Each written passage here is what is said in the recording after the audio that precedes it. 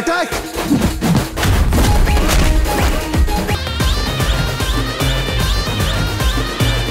দক্ষিণী সিনে ইন্ডাস্ট্রিতে অ্যাটলির পরিচালনা মানেই যেন সিনেমার পুরনো গণ্ডি ছাড়িয়ে ভিন্ন এক অনুভূতি। অ্যাটলির সেই জাদুতে জওয়ান ছবিতে বাজিমাত করেছিলেন শাহরুখ খান। তবে সম্প্রতি এই নির্মাতার পরিচালনায় নতুন মাত্রা যোগ করতে একসঙ্গে নজরে এসেছেন বলিউডের দুই প্রজন্মের দুই শক্তিশালী অভিনেতা ববি দেওল ও রণবীর সিং।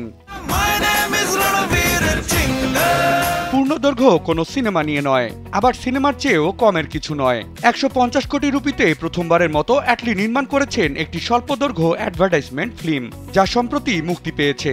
সিনেমাটিক সেই বিজ্ঞাপনে একসঙ্গে নজরে আসবেন ববি দেওল ও রণবীর সিং, আর তাদের সঙ্গে ছিলেন হালের জনপ্রিয় অভিনেত্রী শ্রীলীলা।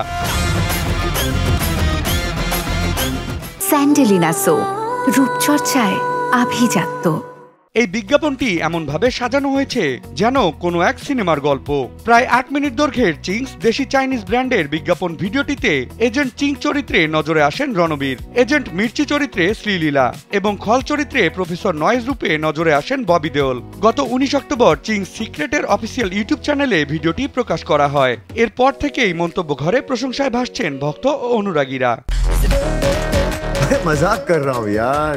বিজ্ঞাপনটি নির্মাণ নিয়ে অ্যাটলি বলেন, ভালো কাজের গোপন উপাদান হলো প্রেম। তিনি এই বিজ্ঞাপনে এমন একটা অনুভূতি রাখতে চেয়েছেন যা শুধু ব্র্যান্ডের প্রচারণা নয়, বরং দর্শকদেরও আনন্দ দেবে।